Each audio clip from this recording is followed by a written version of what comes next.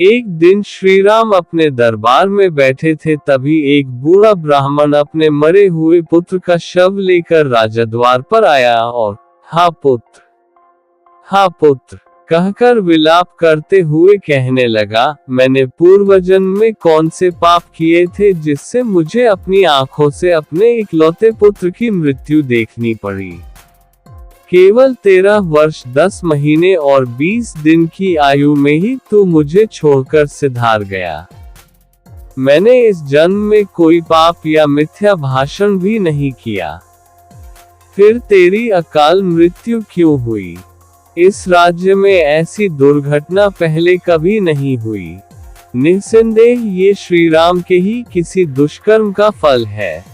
उनके राज्य में ऐसी दुर्घटना घटी है। यदि श्रीराम ने तुझे जीवित नहीं किया तो हम स्त्री पुरुष यही राजद्वार पर भूखे प्यासे रहकर अपने प्राण त्याग देंगे। श्रीराम, फिर तुम इस ब्रह्महत्या का पाप लेकर सुखी रहना। राजा के दोष से जब प्रजा का विधिवत पालन नहीं होता तभी प्रजा को ऐसी विपत्तियों का सामना करना पड़ता है। इससे स्पष्ट है कि राजा से ही कहीं कोई अपराध हुआ है। इस प्रकार की बातें करता हुआ वह विलाप करने लगा। जब श्री रामचंद्र जी इस विषय पर मनन कर रहे थे तभी वशिष्ठ जी 8 ऋषि मुनियों के साथ दरबार में पधारे।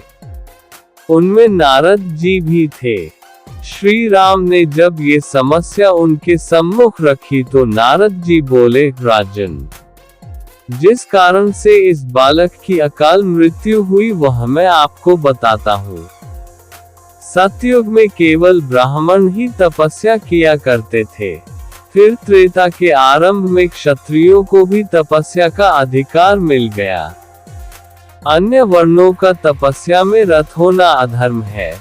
हे राजन, निश्चय ही आपके राज्य में कोई शूद्र वर्ण का मनुष्य तपस्या कर रहा है, उसी से इस बालक की मृत्यु हुई है।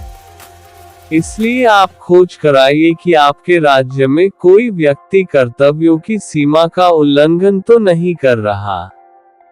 इस बीच ब्राह्मण के इस बालक को सुरक्षित रखने की व्यवस्था कराइए। नारद जी की बात सुनकर उन्होंने ऐसा ही किया।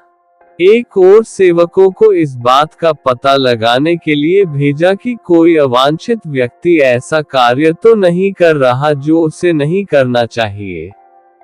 दूसरी ओर विप्रपुत्र के शरीर की सुरक्षा का प्रबंध कराया। वे स्वयं भी पुष्पक विमान में बैठकर ऐसे व्यक्ति की खोज में निकल पड़े। पुष्पक उन्हें दक्षिण दिशा में स्थित शैवाल पर्वत पर बने एक सरोवर पर ले गया, जहां एक तपस्वी नीचे की ओर मुख करके उल्टा लटका हुआ भयंकर तपस्या कर रहा था।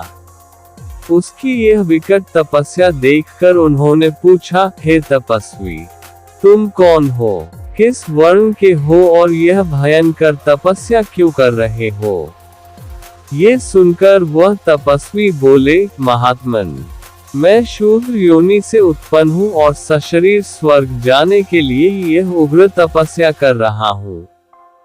मेरा नाम शंबुक है। शंबुक की बात सुनकर रामचंद्र ने म्यान से तलवार निकालकर उसका सिर काट डाला। जब इंद्र आदि देवताओं ने वहां आकर उनकी प्रशंसा की तो श्रीराम बोले, यदि आप मेरे कार्य को उचित समझते हैं तो उस ब्राह्मण के मृतक पुत्र को जीवित कर दीजिए। राम के अनुरोध को स्वीकार कर इंद्र ने विप्रपुत्र को तत्काल जीवित कर दिया। ये कहानी वाल्मीकि रामायण के उत्तरकांड से ली गई है, जिसमें श्रीराम द्वारा शंबुक वध का उल्लेख है।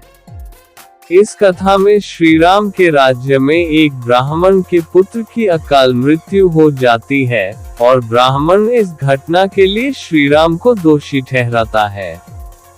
इसके बाद नारद जी बताते हैं कि इस मृत्यु का कारण एक शूद्र द्वारा की जा रही तपस्या है, जो धर्म के नियमों के विपरीत है। श्रीराम तपस्वी शंबुक को खोज निकालते हैं, जो शूद्र होने के बावजूद सशरीर स्वर्ग जाने के लिए तपस्या कर रहा होता है।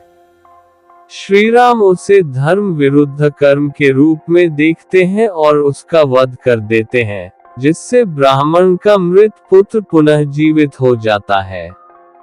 ये कथा उस समय की सामाजिक और धार्मिक व्यवस्थाओं को दर्शाती है, जिसमें तपस्या करने का अधिकार केवल कुछ विशेष वर्गों जैसे ब्राह्मण और क्षत्रिय को था। शंबुक वध की इस घटना को लेकर विभिन्न विद्वानों और समाजशास्त्रियों के बीच आज भी चर्चा और बहस होती है, क्योंकि यह कहानी जाति और वर्ण व्यवस्था से संबंधित गहरी